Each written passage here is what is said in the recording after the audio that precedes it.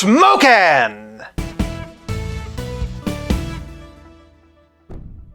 Welcome to 5 Points of Articulation and my look at the all-new Target-exclusive DC Multiverse Metallo by McFarlane Toys. Starting off with the packaging, we have our typical DC Multiverse window box, gold label because it's a store exclusive, and then down here's the UPC for those looking for them in-store. The side of the box tells us it's Metallo, but does not tell us any particular comic or storyline he comes from, Superman's secret origin for those wondering, and on the back we have some artwork, which shows us that we're gonna have a lot to discuss in presentation. Given that Metallo, and specifically this version, is not known to a lot of people outside of die-hard Superman fans, I do think that there is some missed opportunity for not being more informative on the box, unless of course you want to go to the copyright info. That being the case, for packaging, I'm giving Metallo 4 points. Moving on to presentation, and Metallo stands at just over 7¼ inches, or 18½ centimeters. He also shares most of his tooling with the Apocalypse War version of Lex Luthor in his battlesuit. You can tell it's that version in particular because of the matching forearm guards. They also used it for their other battlesuit Lex Luthor figures and also Atomic Skull. With Atomic Skull, they jazzed it up with a new torso, new gauntlets, and also new boots. Here, all Metallo gets is the new torso and new head. The head is cool and creepy. I particularly like the gritted teeth underneath. The lack of nose and sunken-in cheeks kind of reminds me of Jackie Earle Haley Freddy Krueger. Also, to McFarlane's credit, the torso has been very nicely sculpted. Comparing it to the box art and all the seams and panels were there. Not entirely sure why they opted for this logo. Additionally, it seems as though that chest plate should be the lighter green. They did appear to add some extra tech details to better match it to the body that they chose, but overall it's fine. My question is, how many Superman villains need to wear the same armor? If it was a matter of the figure being the perfect match for the character, I'd understand, but clearly that is not the case. Just like a speed limit sign, McFarlane Toys took one look at this and decided to treat it more as a suggestion. Was there really no other base bodies closer to the original comic design? How about Jay Garrick? The cut of the boot is pretty similar, as are the simple, non-high-tech arms. With the exception of painting an M on it, the belt's pretty much the same. In fact, here you go. Paint it up and Bob's your uncle. Would it be 100% exact? No. You'd still have to steal a hubcap for the chest, but it's a heck of a lot more comics accurate than whatever it is that's going on here. What do you think of this body for Metallo? Is there one that they could have used that would have been better? Sound off in the comments. John Corbin is a human whose skeleton was swapped out for a high-tech robot version powered by a kryptonite heart. He's usually visualized as being closer to the Terminator. In my own collection, I've been using a McFarlane Toys Warhammer Necron Warrior as a substitute while waiting for a proper version.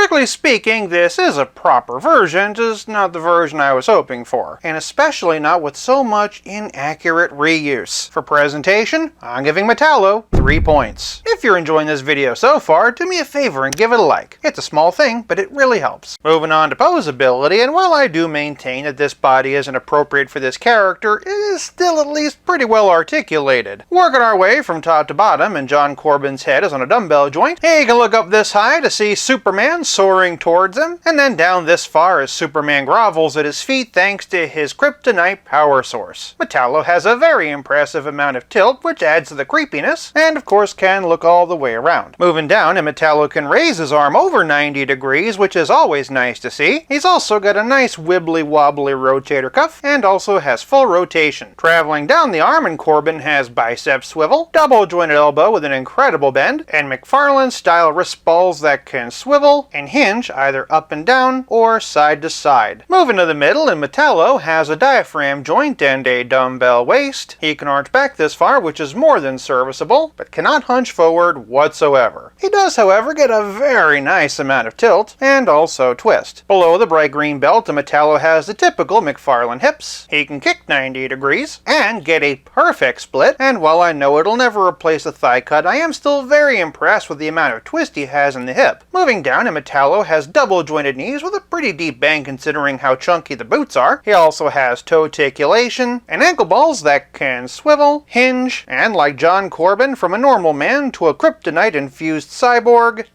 pivot. Whatever issues I have with this figure, articulation is not one of them. Docking him ever so slightly for his hunch forward, and for poseability, I'm giving Metallo 4 points. Moving on to playability, and admittedly there really isn't a whole lot to talk about in the accessories department. First things first, Metallo has a trading card and a figure stand. If you want to read that, pause here. Most importantly, Metallo comes with kryptonite. It's a simple thing, but these crystals are an accessory I've been waiting for ever since DC Multiverse first began. I don't know if it's worth buying a $23 action figure just for some kryptonite, but I'm still pretty grateful for it. I'd have also been grateful for some alternate hands or something like that, especially since alternate hands for this body already exist. Fortunately for Metallo, playability is more than just accessories. It's also about how well your figure plays with others. I've already shown you Metallo with Lex Luthor and the Atomic Skull, but for some other Superman villains, and here we have Bizarro, General Zod, a specific Brainiac, Injustice 2 to be specific. That said, and here's the Ghost of Krypton version, as well as the Necron Warrior I've been using for Metallo, and Superboy Prime. Superboy Prime brings us to Con-El Superboy and the rest of the Superman family, including the equally disappointing Target-exclusive Supergirl, John Henry Irons aka Steel, and John Kent's Superman. For the original recipe Superman, however, and here we have Action Comics 1000, Superman as he appears in Batman Hush, the extra swole and extra mullety Return of Superman, DC Classic Superman built on the Page Puncher's body, and the Earth 2 Crisis on Infinite Earth Superman patiently waiting for somebody to turn him into the Max Fleischer version. For a relative scale comparison, here's Metallo with Pizza Spidey and the Spectacular Spider-Man, and as always, here he is with Stealth Iron Man. You know, there's just something about your mask. My mask? Yeah, there's just something about it I find inspiring. Really? Seems pretty uninspired to me. In terms of Superman villains, McFarlane has been pretty good to us so far, but with nothing in the box this time except for an admittedly cool piece of kryptonite, Metallo does cut some corners. For playability, I'm giving Metallo